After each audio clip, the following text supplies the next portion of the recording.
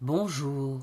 Dans cette série de vidéos, je vais vous donner les réponses les plus courantes quand deux cartes s'associent entre elles. Nous allons commencer avec la carte du fou quand elle s'associe à une carte de pentacle. Le fou avec un as de pentacle, c'est le début d'une nouvelle aventure. Ça peut aussi représenter le début d'une étape importante, donc quelque chose sur le plus long terme. Avec le 2 de pentacle, alors là, quelque chose se concrétise, c'est souvent la deuxième étape dans un projet sur le long terme. Ça peut parfois représenter un choix de nature équivalente, c'est-à-dire que l'on est face à un choix, mais il n'y a pas la difficulté que revêt le 2 d'épée. Il s'agit d'un choix dans lequel nous avons le choix entre un pentacle ou un autre, entre une aventure qui promet d'un côté comme de l'autre. 3 de pentacle. Alors 3 de pentacle avec le fou, ça parle de nouvelle étape dans la collaboration, dans ce que l'on accomplit avec l'autre. Ça peut parler aussi d'une nouvelle collaboration, plus spécifiquement. Toujours est-il qu'il s'agit de prendre un nouveau départ dans ce que l'on accomplit avec les autres. 4 de pentacle. Là, c'est un appel à se concentrer sur le nouveau départ que représente le fou. Il faut vous préoccuper de rien d'autre. Il faut être attentif à vos ressources et vraiment vous concentrer sur ce que vous entendez accomplir et ce nouveau départ que vous voulez prendre. Avec le 5 de pentacle, tout dépend si elle tombe avant ou après. 5 de pentacle couvert par le fou, on était face à un échec, à un sentiment de misère, et les cartes nous disent c'est le moment de prendre un nouveau départ, passe à autre chose. Par contre, si le 5 de pentacle vient couvrir le fou, là j'ai envie de dire quelle est votre question? Parce qu'il y a des chances que la réponse soit d'accord, tu veux prendre un nouveau départ, mais celui-là, il n'est pas brillant comme choix. Il n'est pas promis à quelque chose de vraiment intéressant, de vraiment prolifique pour toi. Le fou avec le 6 de pentacle. Là, ça parle à nouveau de nouvelles étapes, de nouveaux départs dans les collaborations. Ça peut aussi être un appel à changer la façon dont on donne et on reçoit. Dans le 6 de pentacle, il y a fondamentalement un échange avec notre environnement. Et là, les cartes avec le fou, avec le 6 de pentacle, avant ou après, ça peut être une manière de vous dire il est temps que tu changes dans la façon dont tu donnes et dont tu reçois les choses. Ça peut être par exemple un appel à faire confiance dans vos relations. Le 7 de pentacle, c'est un nouveau départ qui promet. Ça vous encourage à semer les graines parce que quelque chose est en train de prendre racine. Donc lancez-vous, allez-y, c'est la bonne période pour semer. Avec le 8 de pentacle, on a une surenchère. Concentrez vos efforts sur ce nouveau départ. C'est une surenchère par rapport au 7 de pentacle, mais aussi par rapport au 4 de pentacle. Il s'agit vraiment de se concentrer, de diriger toutes nos forces vers ce nouveau départ, cette nouvelle étape que l'on est en train de vivre. 9 de pentacle. Ça signifie que le nouveau départ est plus qu'intéressant. L'idée même de prendre ce nouveau départ nous remplit de plénitude. On est parfaitement aligné, l'ermite, le soleil, sur ce que l'on entend vivre ici. C'est une très belle association, le 9 de pentacle avec le fou. Le 10 de pentacle, alors là il y a la même chose qu'avec le 5 de pentacle. Si le 10 de pentacle est avant le fou, utilisez vos gains pour prendre un nouveau départ.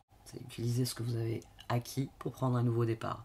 Par contre, s'il est après, ça signifie que fou, vous prenez un nouveau départ, et que 10 de pentacle, il y a des chances pour que dans quelques temps, vous touchiez votre récompense. J'ai envie de dire, là, il y a de très bons auspices, là où le 5 de pentacle crée une mauvaise dynamique, forcément. Il vaut mieux couvrir notre fou avec un 10 de pentacle qu'avec un 5 de pentacle. Quelles sont les réponses quand une figure des pentacles tombe avec le fou? La notion avant-après prend plus d'importance ici.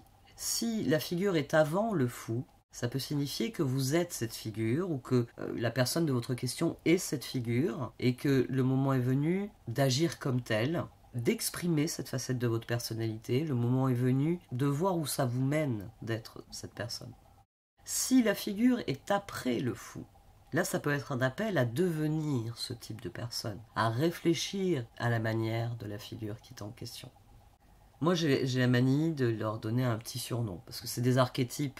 Donc forcément, je les ai un peu renommés à ma sauce. Et page de pentacle, je le définis comme le comptable du tarot. Oui, c'est celui qui étudie le prévisionnel et qui vous dit si c'est faisable ou pas. Il est très très bon pour dresser des plans.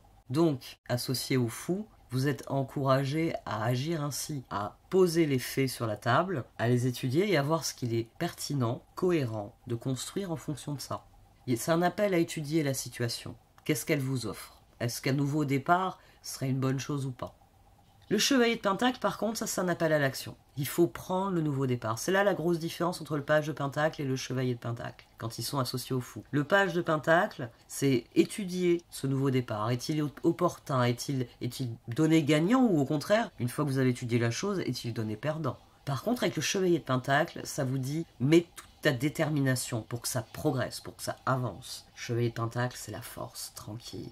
C'est un bulldozer. Il est celui qui met en œuvre le plan élaboré parce qu'il était avant le page de Pentacle. Il est très déterminé, il sait que c'est la meilleure chose à faire, donc il le fait. Ensuite, alors la reine de Pentacle et le roi de Pentacle, ça peut être un nouveau statut. C'est-à-dire que d'une manière ou d'une autre, on a gagné en responsabilité, on a gagné en force, on a gagné en ressources, parce que la reine et le roi de Pentacle représentent cela. Ils représentent une apothéose. La reine de Pentacle, c'est la maîtresse femme, et le roi de Pentacle, c'est le patriarche. Tous deux savent gérer les choses, savent organiser, savent pérenniser surtout ce qu'ils accomplissent. Les bâtons, à contrario, c'est un feu de joie. Ils passent de projet à un autre. Les pentacles, tout ce qu'ils font, c'est le 10 de pentacle et le fou. Tout ce qu'ils font nourrit ce qu'ils font ensuite. Et ils s'efforcent de faire quelque chose qui est tellement durable qu'ils pourront le transmettre. C'est pour ça que le roi de pentacle, c'est le patriarche. Parce qu'il est capable ensuite de transmettre ce qu'il a construit. Là où le roi de bâton, lui, faut espérer qu'il laisse pas des dettes. Ça, c'est plus la spécialité du roi de couple. Mais bon. Maîtresse femme, donc de la même manière, c'est vraiment quelqu'un qui gère admirablement et qui prend un grand soin tant des choses matérielles, les pentacles, et comme c'est une reine, c'est aussi la dimension du cœur. Elle sait donner d'elle-même avec justesse. Donc avec le fou, il peut y avoir un appel à nourrir le nouveau départ, dans le cas de la reine de Pentacle.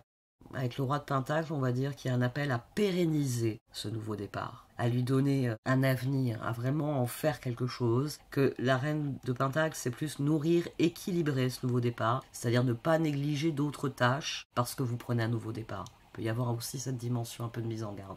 J'espère que ça vous aide à lire le fou quand il sort avec les pentacles. Oui, je sais, il y a d'autres vidéos à faire, je m'y mets tout de suite.